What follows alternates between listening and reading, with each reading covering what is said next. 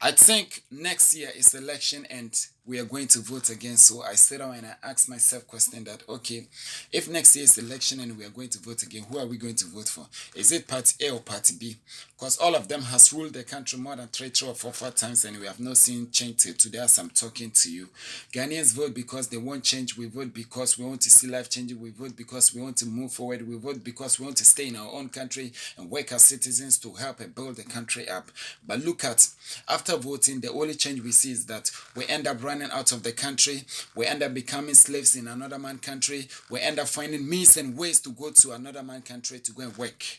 The boys' side doesn't even pain me much more like the girls' side. Look at our girls right now.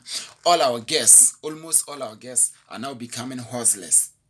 They travel to Arab nations, Dubai, Kuwait, Qatar, Saudi, Turkey, to go and hustle over there. To go and hustle over there. They work 24 hours. They treat them anyhow. They don't respect them.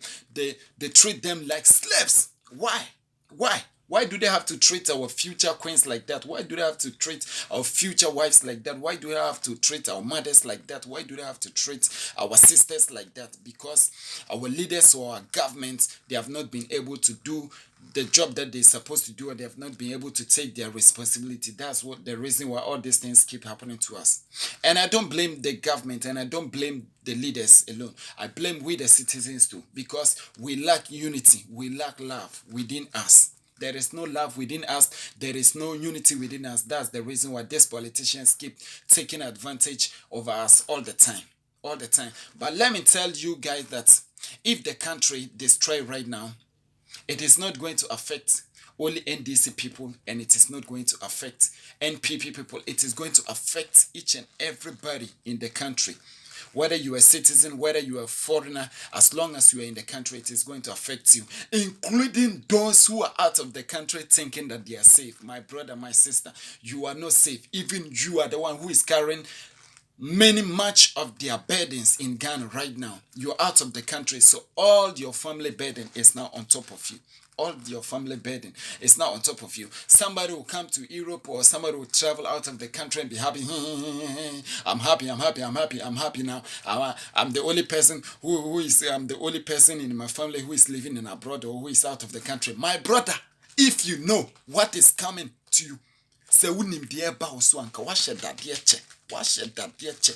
Me, if you know, all your family burden is now on top of you. If they will drink, they will call you because the country is not good. If they will eat, they will call you because the country is not good. If they will clothe, anything that they will do at all, they will call you because the country is not good. And you have to help them because you know the country is not moving at all. If the country is good and they are all working, who is going to ask you for money? Nobody has time to ask you for money. Right? Because of that thing, if we go home right now to go and spend holidays like 2 or 3 months, or we will not even reach like 3 weeks or 4 weeks, they will start asking, when are you going back? When are you going back? When are you going back? When are you going back? Because they knew that their hope has now come back home. So they don't have hope again. So you need to go back again and start to send them money again so that they can be able to feed themselves. They can be able to feed themselves. Right now, as I'm talking